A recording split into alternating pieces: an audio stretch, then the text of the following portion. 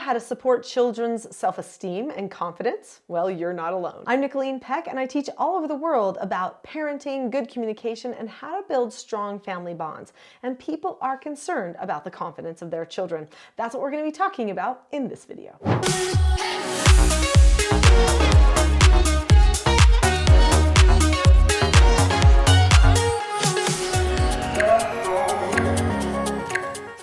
In this video, we're going to be talking about the difference between self-esteem and confidence, because there is a difference there and one is better than the other. And then we're going to be talking about what you can do to improve those interactions with your child. So let's talk about what is self-esteem and what is confidence.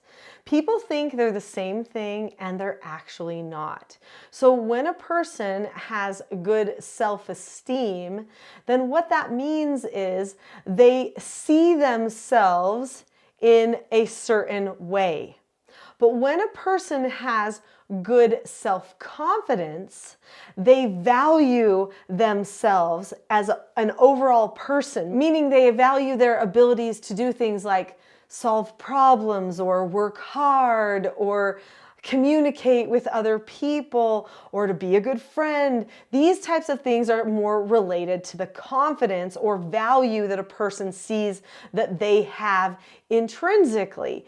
A lot of times, to boost a person's self-esteem or the way that they see themselves, what will happen is people will focus on the way they see another person. So they'll say, oh, I see you as beautiful. I see you as a genius. You're so smart. You're so well-spoken. You're so whatever it is. And so then the person, when they are getting that flattery, says, oh, people see me this way, so I'm going to see myself this way. But they don't actually have real knowledge of their abilities. And so self-esteem is like this fleeting thing. It can be undermined very quickly. So in order to maintain a person's self-esteem, you have to keep building them up all the time. And we know that that gives a person a false sense of what it really means to be a valuable person. In fact, it can make a person become very fragile if they have to be told how great they are all the time.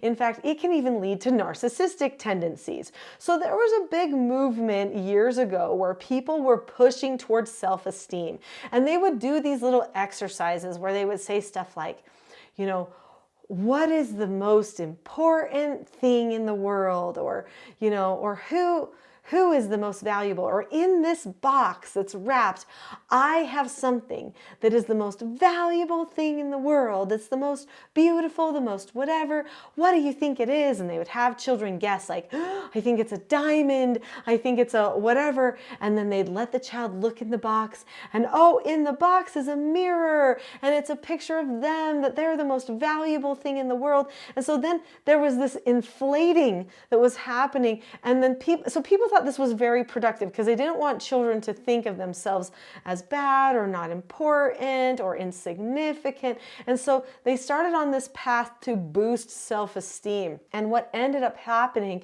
is we created very proud individuals who actually feel like everybody better tell them that they are doing good. Otherwise, those people that won't tell them are bad. And that's not the way that a person should be seeing themselves, as gaining their value from what other people say, right? We're going to talk about what confidence is and how you can help boost confidence in your child. But first, click that subscribe button now. So when a person has confidence, they actually have knowledge of their value. They didn't just hear about it from somebody else, but they have actual concrete evidence of it. It's something that's more rock solid for them.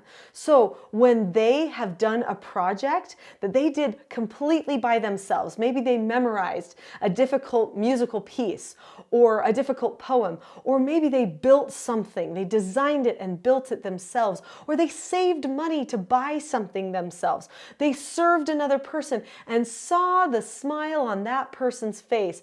Then they know that they actually can do things that are good. Confidence is more based on what you're able to do, not just on how people see you. So when a person is going to build confidence, they need the opportunity to do stuff. So how do we give children the opportunity to do stuff? Well, we help them engage in adult things, even though they are children. I know lots of people want to keep their children for as long as they can, and I understand that. Trust me, I just became an empty nester, now I'm a grandma, and I just can't wait to be spending time with my grandbabies because the children grew up too fast. But we have to help them develop good self-confidence, which means we cannot baby them. We can't do too much for them. What we have to do is we have to give them the opportunity to do hard things. All right, so how do we help our children develop confidence then?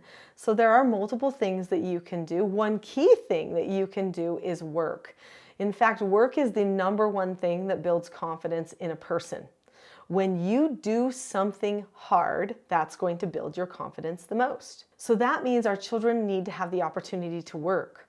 In order to have that opportunity to work, we've got to make sure that they're not scheduled too much.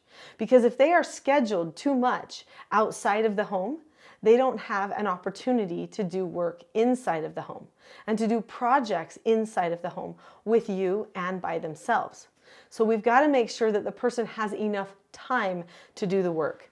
Now, I know a lot of parents think that a child's job is to do their schoolwork, and so they assume that doing schoolwork is adequate, that that's enough work for a child. But honestly, schoolwork does not develop character in the same way that manual labor does. If you want good character development, good confidence, you're going to want to make sure that the person gets the opportunity to do some good manual labor. We've all met the person who was raised on a farm in the fields, feeding the animals, picking things, lifting bales of hay. That person seems strong, right? It's like that rugged American cowboy look. The guy who could wrangle an animal seems so strong. There's something about that person, that woman who can race through those barrels and who can, preserve all of her own food to live on. And that man who can take an animal and tie him up and get him ready for, slaughter and all of that. Those types of things are difficult, hard things that used to be part of normal life for people. But whenever we meet a person who still does that, we're somewhat in awe of their strength. They seem to carry something about them, a tone or a feeling that we find very attractive. In fact, we will usually listen to their judgment because of that feeling that they carry with them. And you know what that feeling is? It's a tone of confidence because they know they're capable of doing things. They don't feel weak.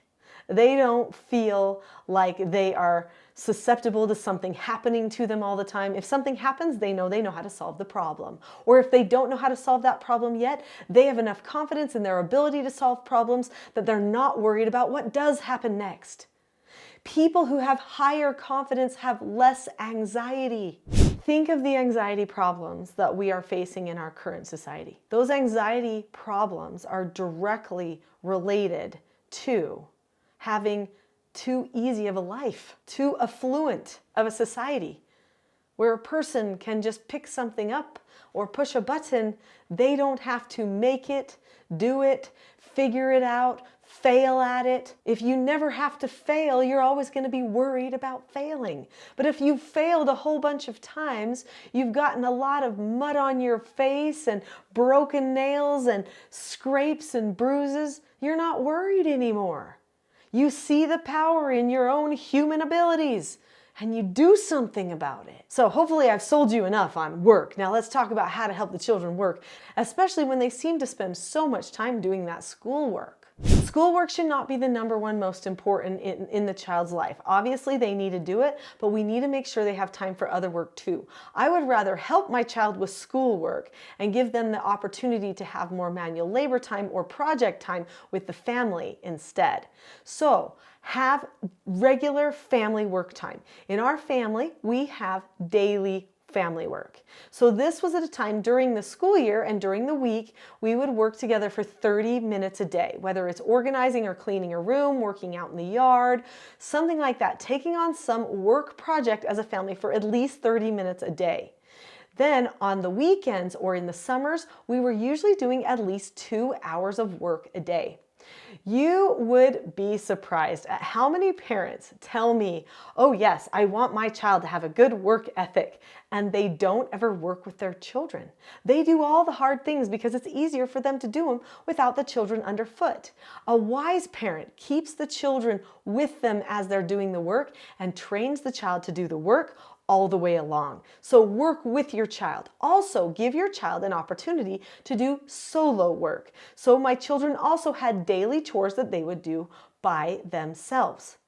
This was a great opportunity for them to figure out the way that they like to get all the bathroom cleaning done, or the way that they like to do dishes. It gave them some ownership of that skill, and it also meant that they had to sometimes do something even when they didn't want to. Speaking of not wanting to do work sometimes, in our family, when a person does not use the skills that we've given them, so these skills like following instructions, accepting no answers or criticism, accepting consequences, and disagreeing appropriately, which are the 4 basic skills of self-government that I teach, if they don't do one of the steps of those 4 basic skills, then we are going to do a correction for them, and they will get the opportunity to earn an extra chore, because work is the antidote for a sick character.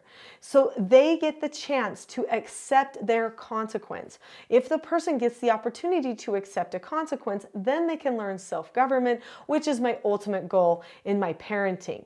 So I give them the chance to earn extra chores. I know some people might think that that might make a child hate work, but the opposite is true. Remember, when you get bloody hands and sweat because you made it through something hard, then you know you can. Same thing happens with work. The more you do it, the less it actually makes you hate work. You start feeling like, that's no big deal. I'm happy to accept that extra consequence of an extra chore.